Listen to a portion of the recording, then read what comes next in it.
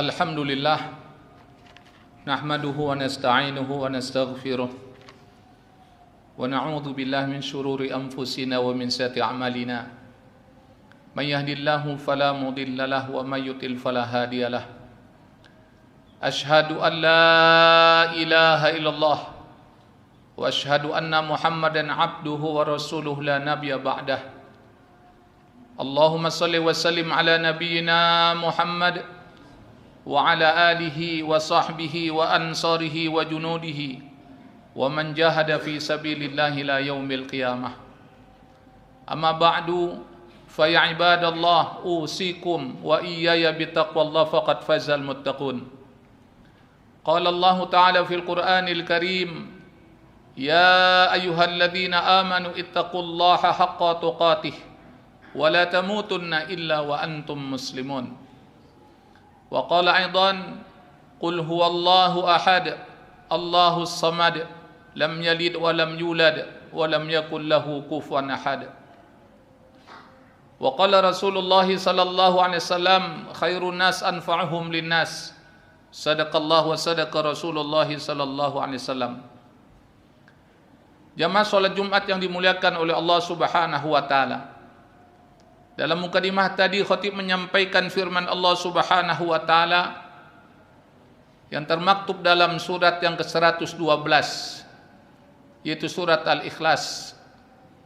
Surat yang sering kita baca dan banyak dihafal oleh kaum muslimin dimanapun mereka berada.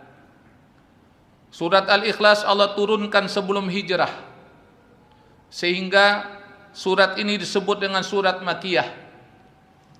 Terdiri dari 4 ayat, 15 kalimat, dan 47 huruf.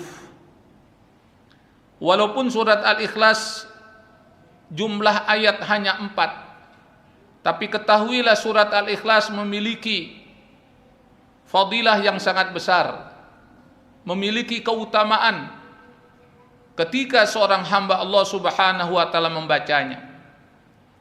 Maka tidak mengherankan surat Al-Ikhlas ini menjadi surat yang favorit di kalangan kaum muslimin, terutama ketika mereka melakukan salat. Jamaah yang dimuliakan oleh Allah Subhanahu wa taala, walaupun surat Al-Ikhlas berjumlah 4 ayat, tapi kalau kita tadabburkan ayat ini sungguh memberikan pelajaran yang sangat berharga bagi setiap muslim yang beriman kepada Allah Subhanahu wa taala, sehingga makin mantap keimanannya, makin kuat akidahnya, makin kokoh pengabdian dia kepada Allah Subhanahu wa taala. Betapa tidak, di awal dari surat Al-Ikhlas Allah Subhanahu wa taala berfirman, qul huwallahu ahad. Katakanlah Muhammad, Allah itu ahad. Allah itu ahad, tidak berbilang, tidak berjumlah. Allah tidak 2, 3, dan 4, tapi Allah itu esa. Allah hanya satu. Itulah Tuhan kita yang kita agungkan, yang kita sembah. Jamaah yang dimuliakan oleh Allah Subhanahu wa taala, setelah Allah Subhanahu wa taala firmankan, katakanlah ya Muhammad, Allah itu ahad. Kemudian Allah jelaskan Allahus samad. Allah tempat kita bergantung, Allah tempat kita meminta. Ketika kita ada problem, ketika kita ada masalah, maka bermohonlah kepada Allah, mintalah kepada Allah. Karena Allah adalah pemilik alam semesta. Allah penguasa langit dan bumi. Allah penguasa dunia dan akhirat. Kemudian Allah Subhanahu wa taala lanjutkan firman-Nya, lam yalid wa lam yulad. Allah tidak beranak dan tidak pula diperanakkan. Allah itu tidak punya ayah. Allah itu tidak punya kakek. Allah tidak punya anak, tidak punya cucu, tidak punya cicit. Karena Allah adalah Tuhan yang Maha Kuasa. Ketika ada orang yang meyakini Allah punya anak, maka sesungguhnya Tuhan itu lemah. Tuhan tidak lemah. Allah tidak lemah. Allah Maha Kuasa atas segala sesuatu. Makanya Allah tegaskan dalam surat Al-Ikhlas, lam yalid wa lam yulad. Allah tidak beranak dan tidak diperanakkan. Ayat ini sudah Allah turunkan 14 abad yang lampau. Dan ayat ini adalah ayat yang sering dibaca oleh kaum muslimin. Bahkan anak-anak pun hafal ayat ini. Maka sungguh aneh bahkan tidak beradab kepada Allah Subhanahu wa taala.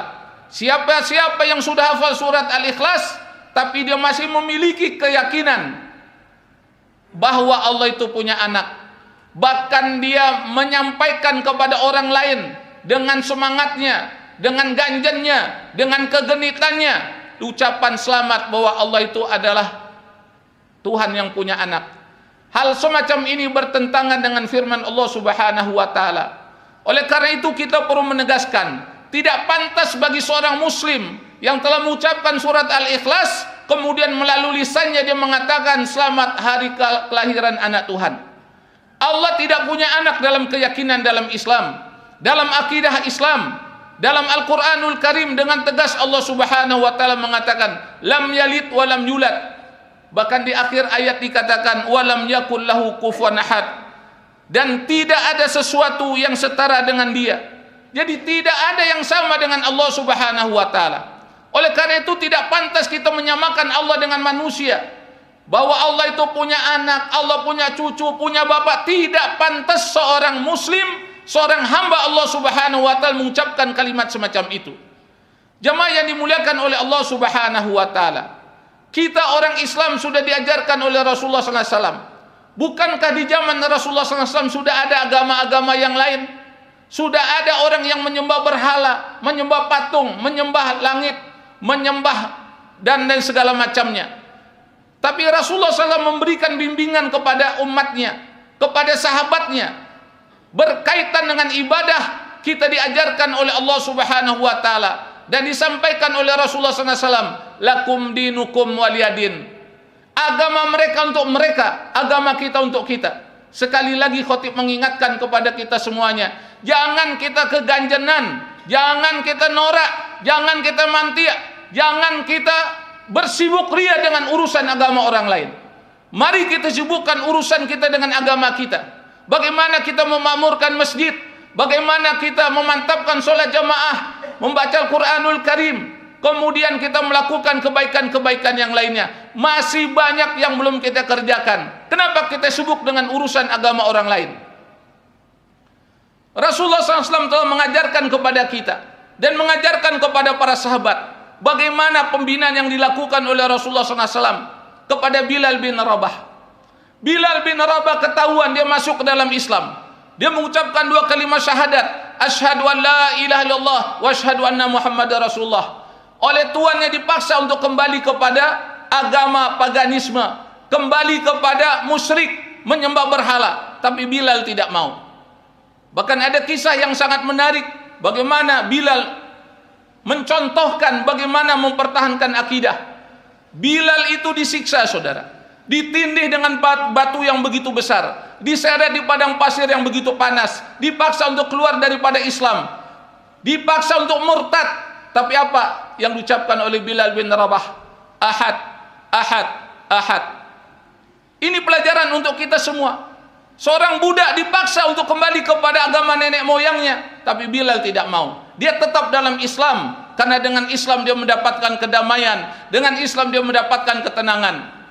Oleh karena itulah mari sebagai seorang muslim kita memantapkan akidah kita, memantapkan keyakinan kita dengan kalimat la ilaha illallah Muhammadur Rasulullah. Ini adalah kalimat yang harus kita pertahankan hingga akhir kehidupan kita. Siapa yang bisa mengucapkan kalimat ini di akhir kehidupan, insya Allah dan berkeyakinan penuh akan masuk ke dalam surga. Karena Rasulullah SAW pernah bersabda, man kana akhiru kalamihi la ilaha illallah dakhalal jannah. Barang siapa akhir kehidupannya mengucapkan kalimat la ilaha illallah, maka dia masuk ke dalam surga. Kita beriman kepada Rasulullah SAW karena Rasul tidak pernah berdosa, Rasul tidak pernah berbohong. Oleh karena itu wajib bagi kita mengimani Rasulullah SAW dan percaya kepada Rasulullah SAW. Jemaah yang dimuliakan oleh Allah Subhanahu wa taala, di dalam surat Al-Kafirun Allah Subhanahu wa taala mengingatkan kepada kita bagaimana Allah menegaskan sikap yang harus kita miliki. Qul ya ayyuhal kafirun la a'budu ma ta'budun wa la antum 'abiduna ma a'bud wa la ana 'abidum ma 'abadtum wa la antum 'abiduna ma a'bud lakum dinukum waliyadin. Dalam ayat ini Allah Subhanahu wa taala membimbing kita. Katakanlah Muhammad, wahai orang-orang kafir, aku tidak akan menyembah apa yang kamu sembah, dan kamu bukan penyembah apa yang aku sembah, dan aku tidak pernah menjadi penyembah apa yang kamu sembah, dan kamu tidak pernah pula menjadi penyembah apa yang aku sembah. Untukmu agamamu, untukku agamaku. Rasulullah SAW sudah memberikan contoh yang baik kepada kita, bagaimana kita berakidah yang baik. Rasulullah SAW tidak pernah menyembah berhala, Lata, Manat, dan Uzza yang ada di sekeliling Ka'bah. 360 lebih kurang berhala yang berada di sekeliling Ka'bah tidak pernah disembah oleh Rasulullah SAW. Tapi berkaitan dengan urusan muamalah, Rasulullah SAW memberikan contoh yang baik. Bagaimana jujurnya Rasul, bagaimana lurusnya Rasulullah SAW dalam sikap kehidupannya, sehingga Rasulullah SAW mendapatkan gelar Al-Amin. Ini yang perlu kita contoh, bagaimana Rasulullah SAW dalam sikap kehidupannya. Jamaah yang dimuliakan oleh Allah Subhanahu wa Ta'ala, ketika ada orang yang tidak paham akan Islam, kemudian yang menuduh kaum muslimin dengan sikap tegasnya, dengan sikap keimanannya, maka kita perlu menyampaikan kisah-kisah yang pernah terjadi. Di antaranya adalah ketika pembebasan Baitul Maqdis. Salahuddin Al-Ayyubi memasuki kota Baitul Maqdis. Tidak satu orang pun orang-orang Nasrani dibantai oleh Salahuddin Al-Ayyubi dan pasukannya. Berbeda ketika mereka memasuki Baitul Maqdis yang berada di Palestina, yang saat ini dijajah oleh Zionis Israel. Mereka bantai kaum muslimin, mereka bunuh kaum muslimin. Begitulah kelakuan mereka, begitulah kezaliman mereka, begitulah kejamnya mereka kepada umat Islam. Contoh yang kedua, ketika Muhammad Al-Fatih membebaskan Konstantinopel. Konstantinopel adalah pusat dari agama Nasrani. Dibebaskan oleh Muhammad Al-Fatih. Apa yang dilakukan oleh Muhammad Al-Fatih? Orang-orang Nasrani yang berlindung di gereja Hagia Sophia itu dilindungi, dan mereka tidak dibantai, mereka tidak dibunuh. Lihat bagaimana akhlak yang diajarkan oleh Rasulullah SAW, yang diikuti oleh umatnya yang sudah sekian abad lamanya. Karena Rasul mengajarkan semacam itu. Ketika Rasul membebaskan kota Mekah dalam peristiwa Futuh Mekah, maka Rasul mengatakan, siapa yang berlindung di Ka'bah aman, siapa yang berlindung di rumah Abu Sufyan aman, siapa yang berlindung di rumahnya masing-masing aman. Tidak ada pembantaian yang dilakukan oleh Rasulullah SAW. Tidak ada balas dendam yang dilakukan oleh Rasulullah SAW dan sahabatnya. Lihat bagaimana akhlak yang diajarkan oleh Rasulullah SAW. Itulah Islam yang seharusnya kita pahami, yang seharusnya kita ketahui. Jamaah yang dimuliakan oleh Allah Subhanahu wa Ta'ala, mudah-mudahan Allah memperkokoh keimanan kita, memperkokoh akidah kita, sehingga akhir kehidupan kita, keluarga kita, anak keturunan kita, semuanya meninggal dalam keadaan husnul khatimah, dalam keadaan mengucapkan kalimat tauhid la ilaha illallah Muhammadur Rasulullah. A'udzu billahi minasyaitonir rajim. Bismillahirrahmanirrahim. Qul huwallahu ahad, Allahus samad, lam yalid wa lam yulad wa lam yakul lahu kufuwan ahad. Fastaghfiruh innahu huwal ghafurur rahim.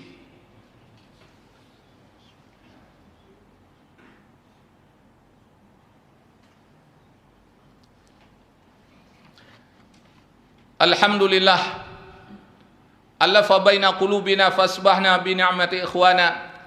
Asyhadu an la ilaha illallah wa asyhadu anna Muhammadan abduhu wa rasuluhu la nabiyya ba'dah. Allahumma salli wa sallim ala nabiyyina Muhammad wa ala alihi wa sahbihi wa ansarihi wa junudihi wa man jahada fi sabilillahi la yaumil qiyamah. Amma ba'du, fa ya ibadallah usikum wa iyaya bittaqwallah faqad fazal muttaqun. Qala Allah Ta'ala fil Qur'anil Karim, ya ayyuhalladzina amanu ittaqullaha haqqa tuqatih wa la tamutunna illa wa antum muslimun. Wa qala Rasulullah sallallahu alaihi wasallam, khairukum man ta'allama al-Qur'ana wa 'allamah. Sadaqallahu wa sadaqa Rasulullah sallallahu alaihi wasallam. Innallaha wa malaikatahu yusalluna 'alan nabi. Ya ayyuhalladzina amanu sallu 'alaihi wa sallimu taslima. Allahumma salli ala Muhammad wa ala ali Muhammad kama shallaita ala Ibrahim wa ala Ibrahim wa barik ala Muhammad wa ala ali Muhammad kama barakta ala Ibrahim wa ala ali Ibrahim fil alamin innaka Hamidun Majid.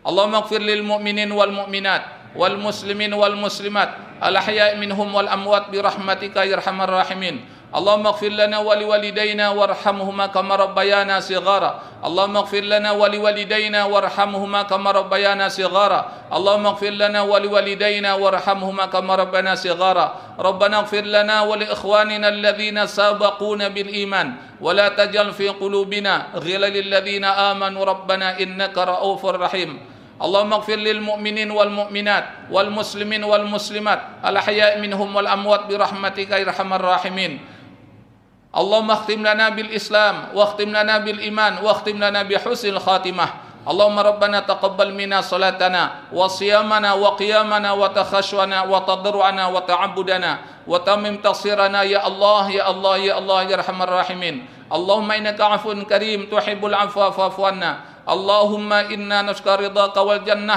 ونعوذ بك من سخطك والنار لا إله إلا أنت سبحانك إنا كنا من الظالمين ربنا ظلمنا أنفسنا وإن لم تغفر لنا وترحمنا لنكونن من الخاسرين ربنا آتنا في الدنيا حسنة وفي الآخرة حسنة وقنا عذاب النار وادخلنا الجنة مع الأبرار يا عزيز يا غفار يا رب العالمين وصلى الله على نبينا محمد وعلى آله وصحبه أجمعين والحمد لله رب العالمين عباد الله إن الله يأمر بالعدل والإحسان وإيتاء ذي القربى وينهى عن الفحشاء والمنكر والبغي يعظكم لعلكم تذكرون فاذكروا الله العظيم يذكركم وادعوا يستجب لكم ولذكر الله أكبر أقم الصلاة